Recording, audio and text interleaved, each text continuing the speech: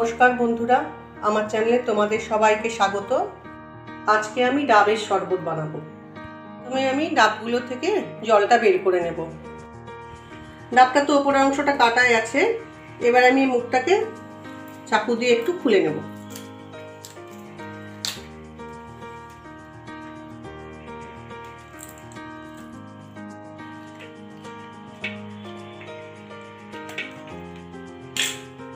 ডাবটা ফুটো হয়ে গেছে। এবার আমি একটা গ্লাস এভাবে ধরবো, ধরে এটাকে উল্টো করে দেব।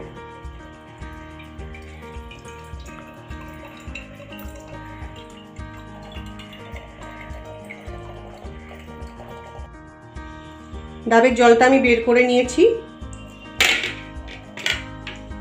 এই একইভাবে আমি আর একটা ডাব থেকে জলটা নিয়ে নেব। ডাব দুটো থেকে জলটা আমি একটা কাঁচের পাত্রে নিয়ে নিয়েছি। এবার আমি ডাবের জলের মধ্যে একটু ভাজা জিরে গুঁড়ো দিয়ে দিলাম।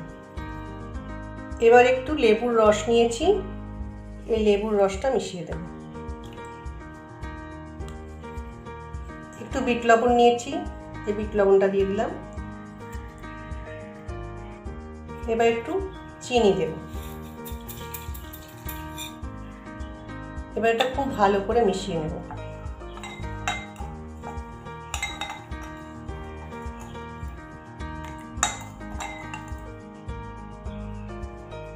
ডাবের জলের সাথে সমস্ত কিছু আমি খুব ভালো করে মিশিয়ে নিয়েছি। এবার আমি এটা গ্লাসে ঢেলে নেব।